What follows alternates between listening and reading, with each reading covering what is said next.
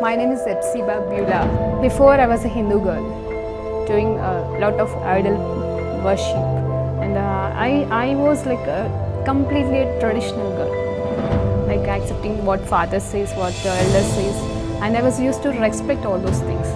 And after coming to the Lord, and I stopped the tradition. I completely stopped the tradition, and I just entered into the love and compassion of the Lord.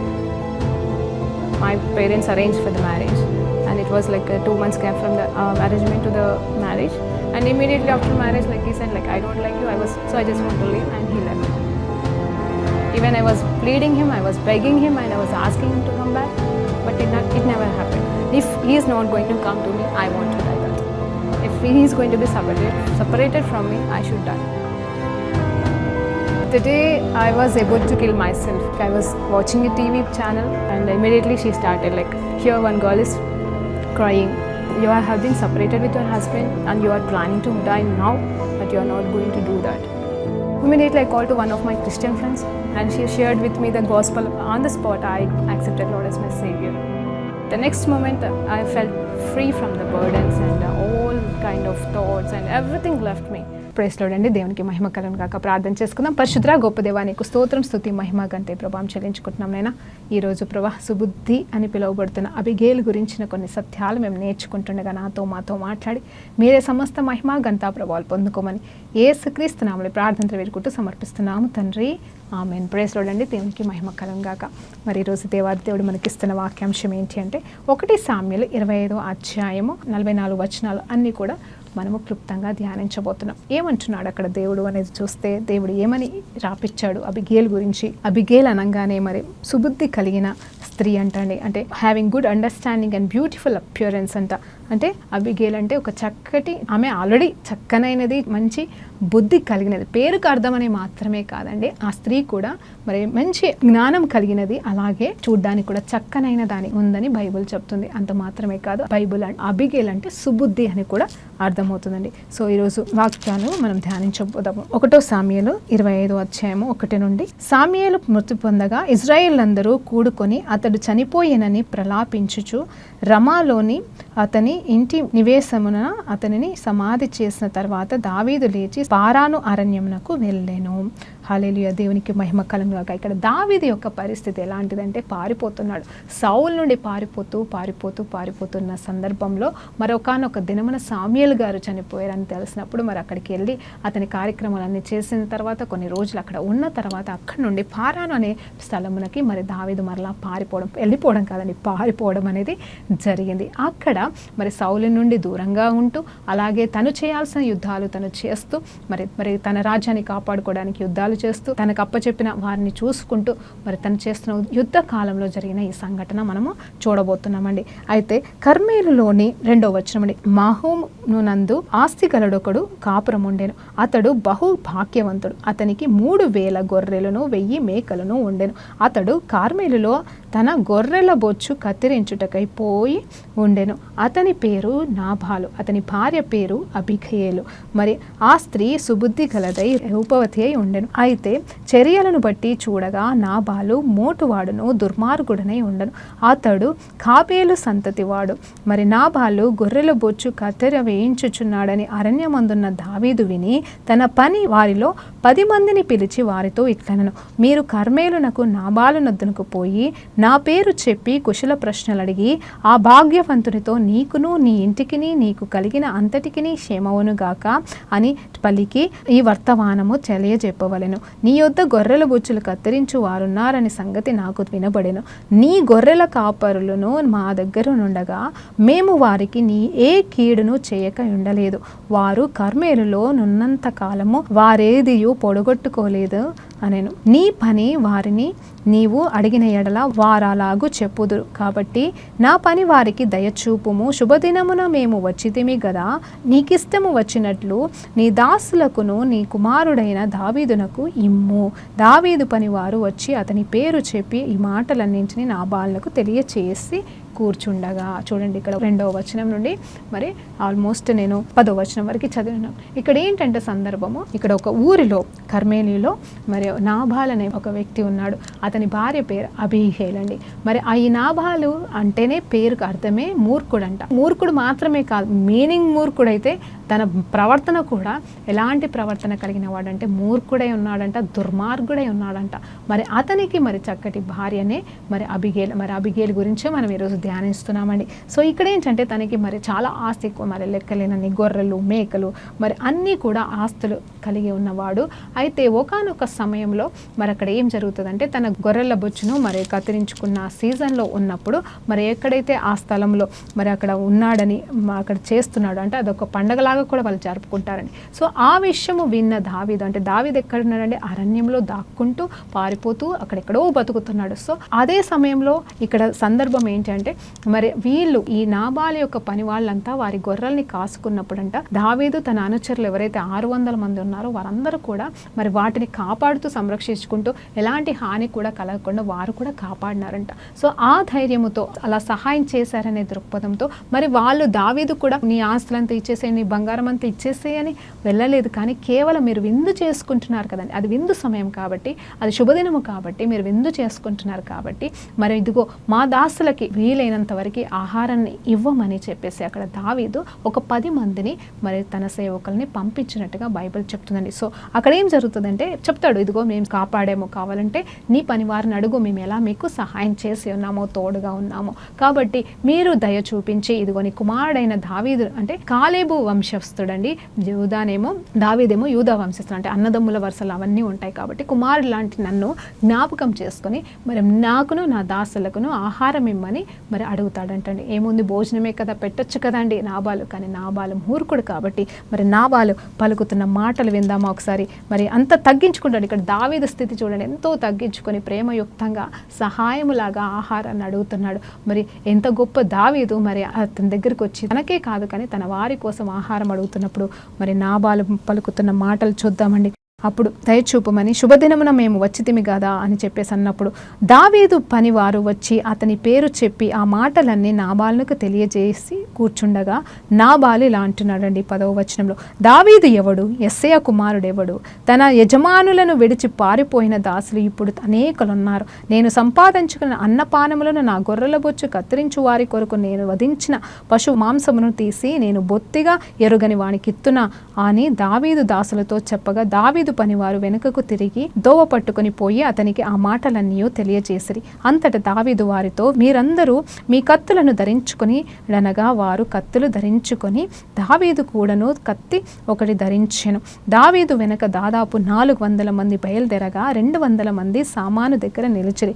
14వ వచనం వరకు చదివామండి. చూడండి ఇక్కడ ఏమైందంటే మూర్ఖుడైన నాబాలు ఏమంటున్నాడు, దావీదు ఎవరు, యెస్సెయ కుమారుడు ఎవడో నాకు అవసరం లేదు, నువ్వెవరో నాకు తెలియదని ఒక సవాలుతో కూడిన మాట మాట్లాడుతూ మరి ఎంతో మంది, అంటే ఒకటి అర్థమైందండి, దావీదు సౌలు యొక్క దగ్గర ఉన్నవాడు, సేవకుడు, అయితే అక్కడి నుండి పారిపోయాడు కాబట్టి ఈ రోజులలో అందరూ కూడా యజమానులను విడిచి పారిపోతున్నారు. అలాంటి వాడి కోసమా నేను నా ఆహారాన్ని నా వాళ్ళ కోసం పెట్టుకున్న నా భోజనాన్ని నేను ఇవ్వాలా, నేను ఇవ్వను, ఏం చేసుకుంటారు అన్నట్టుగా విర్రవీగుతూ జవాబు ఇచ్చినప్పుడు ఆ సేవకులు వెళ్ళి దావీదుతో ఆ మాట పలికినప్పుడు దావీదుకి కోపం వస్తుంది. చూడండి, ఆ నాబాలు యొక్క ప్రవర్తన మాత్రమే కాదు మరి మాటలు కూడా భయంకరంగా ఉన్నప్పుడు దావీదుకు కోపం వచ్చేసి ఏంటంటే, ఎందుకు కోపం వచ్చిందంటే దావీదు ఒట్టిగా అడగలేదండి, ఎందుకంటే వారికి చేయగలిగినంత సహాయం తనకి చేసి ఉన్నాడు కాబట్టి కోపం వచ్చేసి, పదండి మీరు కత్తులని తీసుకుని 400 మందిని సిద్ధపరిచి మనమందరం ఆ నాబాలకు సంబంధించిన వంశంలో ఏ పురుషుడు కూడా ఇక మీదట ఈ రాత్రి వేళ ఉండడానికి వీళ్ళది అందరినీ సంహరిద్దామని కోపాగ్నితో మరి బయలుదేరడం అనేది జరుగుతుంది.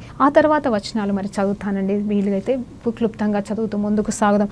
ఆ తర్వాత వెంటనే 14వ వచనం చూసినప్పుడు అక్కడ నాబాలు యొక్క సేవకుడు ఇదంతా గమనించి వెంటనే అబిగేలు దగ్గరికి పరిగెత్తుకుంటూ వెళ్ళి, అమ్మ మన యజమానుడైన నాబాలు ఎంత మూర్ఖుడో చూసావా, ఇదిగో దావీదు మనకెంతో సహాయం చేశాడు, కానీ దావీదు తన దాసులను ఆహారం కోసం పంపిస్తే మరి నాబాలు పిచ్చి మాటలు మాట్లాడి తన్ని పంపించేశాడు. ఇప్పుడు దావీదు ఖచ్చితంగా మనందరినీ చంపడానికి మరి ఆయన సంసిద్ధమై రాబోతున్నాడు కాబట్టి నువ్వు జ్ఞానవంతురాలివి. చూడండి అక్కడ ఒక సేవకుడు మాట్లాడుతున్న మాట, తన యజమానుడైన నాబాల్ని మూర్ఖుడని చెప్తున్నాడు. అలాగే అబిగేలు గురించి తెలిసిన ఈ దాసుడు ఏమంటున్నా, అమ్మ నువ్వు జ్ఞానవంతురాలివి, జ్ఞానయుక్తంగా ఈ సమయంలో నువ్వు వ్యవహరించి మన వారిని అంతని నువ్వే కాపాడాలి అని చెప్పినప్పుడు వెంటనే అబిగేలు ఏం చేస్తారు తెలుసా అండి? 18వ వచనం, అందుకు అబిగేలు నాబాలుతో ఏమీ చెప్పకుండా త్వరపడి 200 రొట్టెలను, చూడండి 200 రొట్టెలను, 2 ద్రాక్షారసపు తిత్తులను, వండిన 5 గొర్రెల మాంసమును, 5 మానికల వేసి ధాన్యమును, మరి 100 ద్రాక్ష గెలులను, 200 అంజూరపు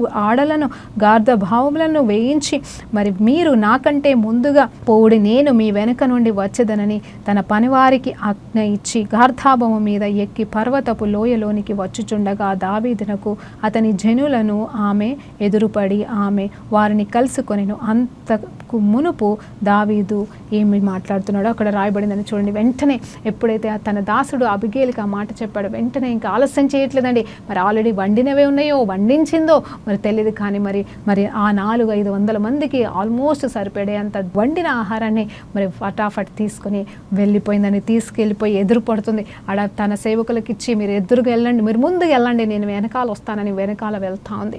వెళ్ళే లోపల అక్కడ దావీదు ఆలోచన చూడండి ఏమంటున్నాడంటే, దావీదేమో మరి హుటాహుటిగా వస్తున్నాడు, ఇక్కడ నాబాల్ని తన వంశాన్ని మొత్తం నాశనం చేయాలని కోపంతో వస్తున్నాడు. ఎలాంటి కోపం అంటే ఇంకెవ్వరు కూడా తనని ఆపలేరనమాట. యుద్ధాల్లో ఎలా ప్రావీణ్యుడో మనకు తెలుసు, అలాంటిది ఒక సామాన్యమైన మరి వంశావళిలో ఉన్న అంటే ఈ నాబానికి సంబంధించిన కుటుంబం వాళ్ళని ఏం యుద్ధ వీరులేం కాకపోవచ్చు, మరి వచ్చి వాళ్ళని చంపాలి అంటే నిమిషం పట్టదు దావీదుకి. సో ఏమంటున్నాడంటే, చూడు నేను నాబాలుకి ఎంత సహాయం చేస్తే తను ఈ రీతిగా చేస్తాడా, ఇలాంటి వాడు అసలు బ్రతకడానికి వీలు లేదు, నేను అతన్ని కాపాడితే మరి అందరు అలాంటి మూర్ఖులు అయిపోతారు కాబట్టి అని చెప్పేసి ఎంతో కోపంతో వస్తుంటుండగా ఇక్కడ అబిగేలు ఎదురెళ్ళిపోతుందని, వెళ్ళిపోయిన తర్వాత వెంటనే చూడండి జాగ్రత్తగా విందాము. 23 నుండి 35 వచనాల వరకు మనం ధ్యానించినప్పుడు అక్కడ చూస్తే, అబిగేలు దావీదును కనుగొని గార్ధాభము మీద నుండి త్వరగా దిగి దావీదునకును సాష్టాంగ నమస్కారము చేసి అతని పాదములు పట్టుకొని ఇట్లనెను, నా ఏలినవాడా, జాగ్రత్తగా వినండి, నా ఏలినవాడా ఈ దోషము నాదని ఎంచుము, నీ దాసురాలనైనా నన్ను మాటలాడనిమ్ము, నీ దాసురాలనైనా నేను చెప్పు మాటలను ఆలకించుము. నా ఏలినవాడా, దుష్టుడైన ఈ నాబాలును లక్ష్య పెట్టవద్దు, అతని పేరు అతని గుణములను సూచించుచున్నది, అతని పేరు నాబాల్, మోటుతనము అతని గుణము. నా ఏలినవాడు పంపించిన పనివారు నాకు కనబడలేదు. నా ఏలినవాడా, యెహోవా జీవము తోడు, నీ జీవము తోడు, ప్రాణహాని చేయకుండా యెహోవా నిన్ను ఆపి ఉన్నాడు, నీ చెయ్యి నిన్ను సంరక్షించేనన్న మాట నిజమని యెహోవా జీవము తోడు, నీ జీవము తోడు అని ప్రమాణము చేయుచున్నాను. నీ శత్రువులను నా ఏలిన వాడవైన నీకు కీడు చేయునుద్దేశించిన వారును నాబాను వలె ఉందుదురుగాక. అయితే నేను నా ఏలిన వాడను నీ యొద్దకి తెచ్చిన ఈ కానుకను నా ఏలిన వడగు నిన్ను వెంబడించు పనివారికి ఇప్పించి నీ దాసురాలైన నా తప్పు క్షమించును. నా ఏలిన వాడగు నీవు యెహోవా వగు నీకు ఆయన శాశ్వతమైన సంగతి నిచ్చును. నీవు బ్రతుకు దినములన్నీ నీకు అపాయము కలగకుండాను, నిన్ను హింసించుటకై నీ ప్రాణము తీయుటకైనను ఎవడైనను ఉద్దేశించిన యెడల నా ఏలిన వాడవగు నీ ప్రాణమును నీ దేవుడైన యెహోవా యొద్దనున్న జీవము మాటలు కట్టబడును. ఒకడును పడిసెలో రాయి విసిరినట్టుగా ఆయన నీ శత్రువుల ప్రాణములు విసిరివేయును. యెహోవా నా ఏలిన వాడవగు నిన్ను గూర్చి సెలవిచ్చిన మేలంతయు నీకు చేసి నిన్ను ఇశ్రాయేలు మీద అధిపతిగా నిర్ణయించిన తర్వాత నా ఏలిన వాడవగు నీవు రక్తము నిష్కారణముగా సిందించినందుకే గాని, మరి నా ఏలిన వాడగు నీవు పగ తీర్చుకొనినందుకే గాని మనోవిచారమైనను దుఃఖమైనను నా ఏలిన వాడగు నీకు ఎంత మాత్రమును కలగకపోవును గాక. యెహోవా నా ఏలినవాడగు నీకు మేలు చేసిన తర్వాత నీవు నీ దాసురాలగు నన్ను జ్ఞాపకము చేసుకోమని అనెను. చూడండి 23 నుండి 31వ వచనం వరకు నేను చదివానండి. ఆల్మోస్ట్ 8 వచనాలలో నా ఏలినవాడా నీ దాసురాలనైనా నన్ను అనుకుంటూ మరి దావీదుని హెచ్చిస్తూ తన్ని తగ్గించుకుంటూ, హెచ్చించడం అంటే దేవుని కంటే గొప్పగానే కాదు, కానీ మరి ఎంతగానో దావీదుని మరి బ్రతిమిలాడుకుంటూ పలుకుతున్న మాటలండి. తను ఎవరు తెలుసా? అబిగేలు ఒక ధనవంతుడి యొక్క భార్య.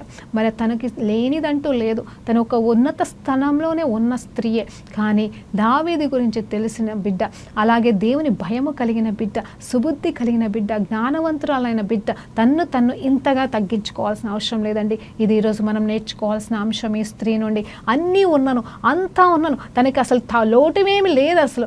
కానీ ఇప్పుడు చూస్తే నిజమే, దావీదు వాళ్ళంతా వచ్చి కూడా పురుషులను చంపేస్తారు, కానీ ఈమెను ఎందుకు చంపేస్తారో లేదో నాకు తెలియదండి. కానీ తగ్గించుకోవాల్సిన అవసరం అయితే ఆమెకి లేదు. కానీ వెంటనే సమస్య తెలుసుకొని తనని, తన వారిని, అలాగే తన మూర్ఖుడైన తన భర్తను కూడా, జాగ్రత్తగా వినండి, ఇక్కడ మూర్ఖుడైన తన భర్తను కూడా కాపాడుకోవడానికి నిలబడుతున్న ఈ స్త్రీని మనం చూస్తున్నాం. ఈ స్త్రీలాగా ఎంతమంది స్త్రీలు ఉన్నారో ఈరోజు మీకు ప్రశ్న, మీరు ఎలా ఉన్నారో? నీ వలన నీ భర్తకి ప్రాబ్లమ్స్ వస్తున్నాయా, లేకపోతే నీ భర్త వల్ల నీకు ప్రాబ్లమ్స్ వస్తున్నాయా?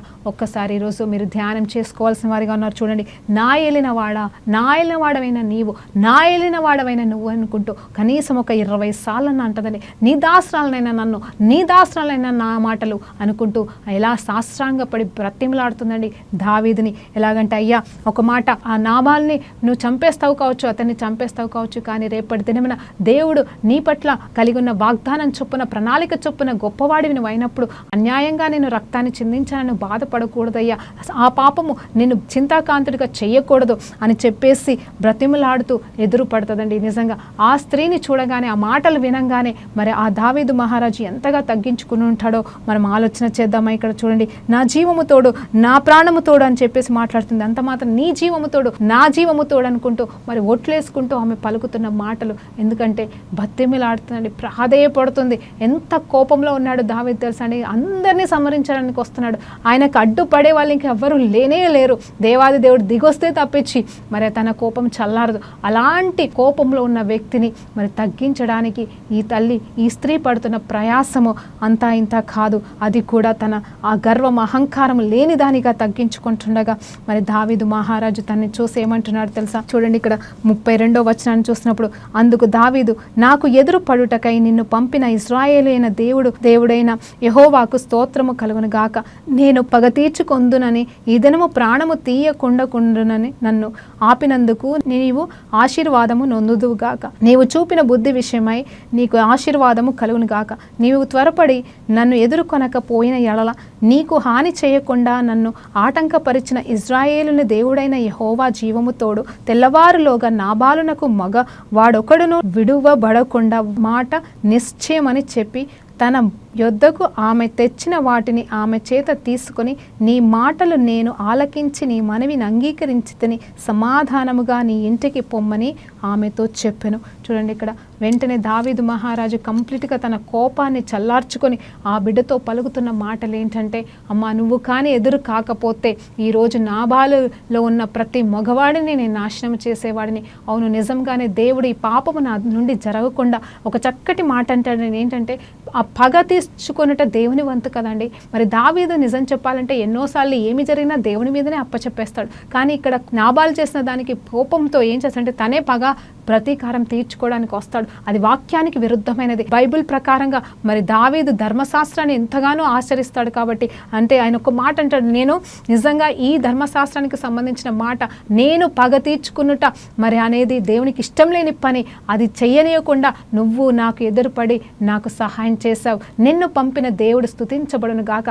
నిన్ను పంపి నన్ను దేవుడు కాపాడాడు ఈ పాపం నుండి అని చెప్పేసి దావీదు కూడా తగ్గించుకోవడం అనేది జరిగిందండి. నిజంగా ఒక స్త్రీ ద్వారా ఒక రాజే తగ్గిపోతున్నాడు. అక్కడ ఒక దీనురాలు, అంటే దరిద్రురాలు కాదు, లేమిలో ఉన్నది కాదు, దిక్కులేనిది కాదు, కానీ ఉన్నత స్థితిలో మరి అన్నీ ఉన్న ఈ స్త్రీ తన కుటుంబాన్ని కాపాడుకోవడానికి, తన భర్త ఎలాంటి వాడైనా సరే తనని మరి లెక్క చేయలేక కాదు, కానీ తన్ను కూడా కాపాడుకోవాలనే ఉద్దేశంతో వచ్చిన ఈ స్త్రీని బట్టి మరి దావీదు కూడా ముగ్ధుడయ్యాడు, తగ్గించుకున్నాడు, కోపం చల్లార్చుకున్నాడు. తను ఏదైతే తీసుకొచ్చిందో ఆహారము, అవునండి, అదంతా కూడా స్వీకరించి నువ్వు సమాధానము కలిగిన దానిగా వెళ్ళు, ఇంకా మీద నిన్ను నీ కుటుంబాన్ని నేను కాపాడుతాను, నేనేమి పాడు చెయ్యను అని చెప్పేసి మరి వాగ్దానం పొందుకొని దావీదు దగ్గర నుండి అబిగేలు వెళ్ళిపోతుందండి. అయితే ఆ తర్వాత వచనాలు మనం ధ్యానిస్తే ఏముంటుందో తెలుసా అండి. ఆ రోజు తను అబిగేలు ఇంటికి వెళ్ళేసరికి నాబాలు, పండగ వాతావరణం కదండి, ఫుల్గా తాగేసి మత్తుడై పడిపోయాడంట. ఇంకా ఒక్క మాట కూడా మరి అబిగేలు తనతో ఏమనకుండా నెక్స్ట్ డే లేచిన తర్వాత నాబాలుకి రాత్రి జరిగినదంతా చూడు, ఇదిగో నువ్వు చేసిన పనికి దావీదు మన వారందరినీ చంపడానికి వచ్చాడు, కానీ నేను వెళ్ళి ఇలా ప్రాధేయపడ్డాను, మరి అతను మనల్ని క్షమించేశాడన్న మాట వినంగానే మరి నాబాలుకి మరి భయము చొచ్చుకొని తను మరి వెంటనే సిక్ అయిపోయాడంట, పడిపోతాడట అండి. మేబీ హార్ట్ అటాక్ లాగా పడిపోతాడేమో తెలియదు. సో అలా పడిపోయిన ఆ వ్యక్తి 10 రోజుల పాటు మంచు పట్టుకొని 10వ దినమున మరి నిద్రించడం అనేది జరుగుతుంది. అది తెలుసుకున్న మరి దావీదు, దేవా నిజమే, ఈ స్త్రీని పంపించి నా వలన పాపము జరగకుండా, నా వలన పగ ప్రతీకారము జరగనివ్వకుండా నన్ను కాపాడినందుకు నీకు స్తోత్రమని మరి తర్వాత వచనాల్లో ఉంటుందని దేవునికి కృతజ్ఞతలు చెల్లించి మరి ధర్మశాస్త్రం ప్రకారంగా ఒక విధవరాల్ని పెళ్లి చేసుకోవచ్చు కాబట్టి మరి వెంటనే అబిగేలుకి తన సేవకుల్ని పంపించి తనని భారీగా నా దగ్గరికి రమ్మని మరి ఆనవాళ్ళంటే మరి మరి మాట పంపిస్తాడండి. వెంటనే అబిగేలు కూడా ఒక మాట అంటది. మరి అబిగేలు దగ్గరికి వెళ్ళి, అమ్మ మరి దావీదు మమ్మల్ని నీ దగ్గరికి పంపించాడు తన భారీగా నిన్ను అంగీకరించడానికి, పెళ్లి చేసుకోవడానికి. మరి ఆ దావీదు పిలుస్తున్నాడు అన్నప్పుడు తను తగ్గించుకొని మీ దగ్గర మరి దాసరాలుగా బ్రతకడానికి నేను సంసిద్ధంగా ఉన్నానని సంతోషంగానో బాధతోనో అది మనకి తెలియదు కానీ మరి తగ్గించుకొని మరి లోబడి మరి దావీదు పిలుపుకి లోబడి దావీదుకి భార్య అయ్యి వెళ్ళిపోయిందండి. అంత మాత్రమే కాదు, చక్కటి మరి గుణవతి అయిన ఈ స్త్రీకి కూడా దేవుడు చక్కటి సంతానము చిలాబ్ అనే ఒక కుమారుణ్ణి ఇవ్వడం అనేది కూడా జరిగింది. హల్లెలూయా, దేవునికి మహిమ కలుగును గాక. ఈ ముగింపులో నేను అబిగేల్ గురించి క్లుప్తంగా 2-3 మాటలు చెప్పాలనుకుంటున్నాను. మొదటిగా అబిగేల్ ధనవంతురాలైనను అన్ని ఉన్నను గర్వం అనేది తనలో లేదు. పేరుకు తగ్గట్టుగా జ్ఞానవంతురాలు, తనని మాత్రమే కాదు తన కుటుంబాన్ని కూడా కాపాడుకోగలిగిన స్త్రీ. మరి నిజంగా సామెతల గ్రంథం 31వ అధ్యాయం 12వ వచనాన్ని మీరు చదివినప్పుడు ఆమె అంటే స్త్రీ గురించి రాయబడుతున్న గ్రంథం అండి, శ్రేష్టమైన గ్రంథం. అక్కడ ఏమంటుందంటే ఆమె తాను బ్రతుకు దినములంటే ఎవరంటే తాను అంటే తన భర్త బ్రతుకు దినములన్నింటిలో అతనికి మేలు చెయ్యను కానీ కీడేమీ చేయదంట. ప్రతి స్త్రీ జ్ఞాపకం చేసుకోవాల్సిన మాట. ఇదిగో నీ భర్త బ్రతికున్నంత కాలం, నీ భర్త నీతో ఉన్నంత కాలం ఆల్మోస్ట్ ఎలా ఉండాలి అంటే నీ వలన దయచేసి కీడు కలగకుండా మేలు మాత్రమే చేయాలని ఇక్కడ వాక్యం చెప్తుంది. అలాగే అబిగేల్ కూడా మూర్ఖుడే కావచ్చు, దరిద్రుడే కావచ్చు, మరి చండాలమ్మ వాడే కావచ్చు, అంటే దుర్మార్గుడే కావచ్చు, కానీ భర్త అనే మాటకి విలువిచ్చి తనకి మాత్రం అన్యాయం చేయలేదు, తన్ని ఏదో చేయలేదు, తన్ని కాపాడుకోవడానికే ప్రయాసపడింది. అఫ్కోర్స్ దేవుడు తన్ని శిక్షించాడే కానీ అబిగేల్ కానీ దావీదు కానీ కాదండి. చూడండి, దేవుడు జోక్యం కల్పించుకోవాలనుకుంటే కల్పించుకుంటాడు, దేవుడు మార్చాలనుకుంటే మార్చుతాడు, నాశనం చేయాలనుకుంటే నాశనం చేస్తాడు. అంటే నీ భర్తని ఇప్పుడు దేవుడికి అప్పచెప్పి నాశనం చేయమని ప్రార్థన చేయమని అనట్లే, కానీ పాత నిబంధన ప్రకారంగా అక్కడ దావీదుకి వ్యతిరేకంగా నాబాలు చేశాడు కాబట్టి దేవుడు ప్రతీకారం తీర్చుకున్నాడని. నూతన నిబంధన ప్రకారంగా దేవుడు క్షమించే దేవుడు, నాశనం చేసే దేవుడు కాదు. కానీ నీ భర్తల విషయంలో నువ్వు ప్రార్థన చేయి. అలాగే భర్తలారా భార్యల విషయంలో మీరు ప్రార్థన చేసినప్పుడు మూర్ఖురాలైన నీ భార్య కూడా మారుతుంది. ఎందుకంటే నేను ఈ మధ్య కాలంలో నాకు వస్తున్న ప్రేయర్ కాల్స్ అంటే ఇది లోకంలో ఉందండి, లేదని కాదు, బయటకు అంత ఈజీగా రావు కాబట్టి సాక్షాత్కారంగా పలుకుతున్నాను. చాలామంది భార్యలు సైతం భర్తల్ని భయంకరంగా కొడుతున్నారంట, తంతున్నారంట. మరి వాళ్ళు పేషెన్స్ అని కూడా చూడకుండా మరి అలాంటి మూర్ఖులైపోయినారు. నేను అనుకుంటున్నాను మగవాళ్ళు కొడితే కేసులు పెట్టేసి పోలీస్ స్టేషన్లో పెట్టేయచ్చు, లేకపోతే వారికి బుద్ధి చెప్పడం అంటే అన్యులే కావచ్చు, లేకపోతే దేవుని బిడ్డలే కావచ్చు అండి, కనీసం కొట్టించవచ్చు, శిక్ష చేయొచ్చు. లేకపోతే ఆడవాళ్ళే మగవాళ్ళని కొడితే ఇంకా మగవాళ్ళు ఎక్కడికి పోవాలండి పాపం. నిజం చెప్పాలంటే అంటే కొట్టించుకుంటున్నారంటే వాళ్ళు నిజంగా అబిగేల్ లాంటి మంచి జ్ఞానం కలిగిన వారేమో నేను అనుకుంటున్నాను. అంటే అలాంటి భర్తలు, మంచి భర్తలు కూడా ఉన్నారండి దావీదు లాంటి వాళ్ళు. కానీ నిజం చెప్పాలంటే నువ్వు ఎలా ఉన్నావు, ఒక భార్యగా నువ్వు ఏ పొజిషన్లో ఉన్నావు, ఎలాంటి స్థితిగతిలో ఉన్నావు, నీ భర్తను నువ్వు గౌరవిస్తున్నావా, నిన్ను బట్టి నీ భర్తకి మేలు వస్తుందా, పేరు వస్తుందా, కాపాడుకుంటున్నావా, నీ భర్తని కీడు తీసుకొస్తున్నావా, ఈరోజు నువ్వు సరి చేసుకోవాల్సిన దానిగాను. ఎందుకంటే దేవుడు నిజమైన దేవుడు హృదయానుసారుడి దగ్గరికి తీసుకెళ్ళి తన్ని భార్యగా చేసేసాడు. ఇక్కడ చెప్పాలంటే నీ భర్తని తీసేసి ఇంకో భర్త ఇస్తాడని కాదండి, ఇది పాత నిబంధన. ఈ కొత్త నిబంధన ఇప్పుడు మనకు వర్తించదు. నీ భర్తను మార్చి నీ భర్తలో హృదయంలో నిన్ను పెట్టి అద్భుతం చేస్తాడు. ఇదిగో నీ భార్యను మార్చి నీ భార్య హృదయంలో నేను పెడతాడు. అంత మాత్రమే కాదు, దేవాది దేవుడు మనల్ని తన హృదయానుసారుడిగా పిలుచుకుంటాడు. మనము ఆయనకి ఇష్టమైన వారిగా, వివాహం అన్నిటికంటే ఘనమైనదండి. ఆ ఘనమైన వివాహం ఘనంగా మన జీవితంలో దేవుడు చేసినప్పుడు, మనం దేవునికి లోబడినప్పుడు, దేవునికి మొదటి స్థానం ఇస్తూ ఆ దేవుడే మనకి అంటే ఆ వివాహపు జంటలో మూడో వ్యక్తిగా ఉన్నప్పుడు ఆ వివాహం సఫలీకృతం అవుతుంది, సఫలంగా ఉంటుంది, దీవించబడుతుంది, దేవుడికి మహిమ తీసుకొచ్చే కుటుంబంగా మరి మీ బిడ్డల్ని కూడా మీరు పెంచుకోగలరు. కాబట్టి దేవుని మధ్యవర్తిగా మీరు పెట్టుకొని దేవుని వైపు చూసినప్పుడు ఎలాంటి భర్తనైనా ఎలాంటి భార్యనైనా దేవుడు మారుస్తాడని దేవుని పేరిట చెప్తున్నాను. కాబట్టి నువ్వు ఈ అబిగేల్ లాంటి ఒకవేళ పేరు పెట్టుకుని ఉన్నావేమో ఆ పేరు కలిగిన సుగుణాలు నీలో ఉన్నాయా అని ఈరోజు దేవుడు జ్ఞాపకం చేస్తున్నాడు. అంత మాత్రమే కాదు, తర్వాత చూడండి ఇక్కడ ఇంకొక చక్కటి మాట ఈ ముగింపులో. దావీదు ఏ స్థితిలో ఉన్నాడండి నిజం చెప్పాలంటే అంటే పారిపోతున్న స్థితిలో పెళ్ళి అవసరమా? అంతే కదండి, చాలా మంది అనుకుంటారు కదా, ఇప్పుడు నాకు అవసరమా, నేను సెటిల్ కాలే, నాకున్న పోరాటాలు సరిపోతుంది, నాకున్న కష్టాలే సరిపోయి ఇప్పుడు నాకు పెళ్ళి అవసరమా అని అబ్బాయిలు కానీ అమ్మాయిలు కానీ అనుకునే రోజుల్లో మనం బ్రతుకుతున్నాం. నిజమే అండి, భార్య అంటే నిజంగా దేవుడు ఇస్తున్న బహుమానం అంట, ఒక గిఫ్ట్ అంట, మరి దొరకట మేలంట మరి భర్తకి. అలాగే ఈవెన్ భర్త దొరకడం కూడా భార్యకి మేలేనండి. మరి ఇక్కడ ఏమంటే తెలుసా, దావీదు పారిపోతున్నాడు, నెమ్మది లేని స్థితి. దానికంటే ముందే సామ్యూలు కూడా చనిపోయి, అంటే ధైర్యం ఇచ్చే సామ్యూలు, గైడెన్స్ ఇచ్చే సామ్యూలు, మరి తను ఏ బాధ అయినా ఏ కష్టమైనా అన్నదమ్ములు కూడా చెప్పుకోలేడు, మరి చెప్పుకున్నా కానీ వాళ్ళు కూడా కష్టాల్లోనే ఉన్నారు. కానీ సామ్యూలు కూడా పోవడం అంటే చనిపోవడం అనేది జరిగింది. తను ఎవరికీ చెప్పుకోలేని నిస్సహాయ స్థితి, మరి భయంకరమైన ఓటమి వేదన సమయంలో, మరి చెప్పాలంటే సారఫుల్ సిచ్యువేషన్లో ఉన్నాడు, భయంకరమైన హృదయ స్థితిలో ఉన్నాడు ఈ హృదయానుసారుడు. అలాంటి వేదన సమయంలో దేవాది దేవుడు అబిగేల్ లాంటి చక్కటి భార్యనిచ్చి నెమ్మదిని ఆ అడవి ప్రాంతంలోనే, ఆ పారిపోయే స్థితిలోనే, ఆ ఒంటరి పోరాటంలోనే మరి భార్య ద్వారా నెమ్మదిని, సమాధానాన్ని, కంఫర్ట్ని పొందుకున్నట్టుగా మనం చూస్తూ ఉంటాం. అదే కదండి, నాబాల్నే బాగా చూసుకుంటే మరి దావీదుని మరి ఎంత ఓదార్చిందో, ఎంత ధైర్యపరిచిందో. సిగ్లకంలో కంటే ముందు కూడా మరి జరిగిన సంఘటనలు ఇవన్నీ కూడా మరి కొన్ని సంవత్సరాల పాటు రాజు కంటే ముందుగానే ఈ స్త్రీ మరి దావీదుకి భార్యగా దొరికినప్పుడు మరి ఎంతగా మరి ఆ భర్తకి దీవెనకరంగా ఈ అబిగేల్ ఉందో మనం ఆలోచన చేస్తే ఎంత బాగుంటుందండి. అలాగే నువ్వు కూడా మన జీవితంలో కూడా మనం ఎలా ఉండాలి అంటే, మొదటిగా దేవాది దేవుడు మనకు భర్త అయి ఉన్నాడు, ఆయనకి లోబడి ఆయనకి హృదయానుసారులుగా మనం బ్రతికి ఆయన ఇష్టానుసారంగా మనము నిలబడుతున్నప్పుడు ఆయన మన జీవితంలో మేలు చేస్తాడు. అంత మాత్రమే కాదు, మనకిచ్చిన భర్తల్ని, భార్యల్ని మనము జాగ్రత్తగా చూసుకోవడం కూడా మన బాధ్యతగా ప్రార్థన పూర్వకంగా ఈరోజు ముగించుకుందామండి. పరిశుద్ధుడా గొప్ప దేవానికి స్తోత్రమయ్యా. అబిగేల్ నుండి కొన్ని సత్యాలు మేము ధ్యానిస్తుంటగా, బిడ్డ ఎంతగా ఏలిన వాడా అని నీ దాసరాలని ఎంతగా తగ్గించుకుంది ప్రభా. ఆ రీతిగా ప్రతి భార్య భర్తల దగ్గర తగ్గించుకొని ప్రేమపూర్వకంగా జీవించే మనస్సును ప్రతి ఒక్కరికి మీరు దయచేయమని. భర్త ఎలాంటి వాడైనా, భార్య ఎలాంటి వారైనా, అయ్యా తండ్రి ఘనమైన వివాహం జరిపించింది నువ్వు నమ్మి నిలబడ్డప్పుడు నాయన గొప్ప గొప్ప కార్యములు నువ్వు చేస్తావనే సన్నిధి, సమాధానము నాయన ప్రతి బిడ్డకి, ప్రతి జంటలను మీరు దయచేయమని బ్రతిలాడుతూ ప్రతి స్త్రీ అబిగేల్ లాగా ఉండేట కృప చూపించమని యేసుక్రీస్తు నామములో ప్రార్థన వేడుకుంటూ సమర్పిస్తున్నాము తండ్రి. ఆమేన్. ప్రైజ్ లార్డ్ అండి. దేవునికి మహిమ కలుగును గాక.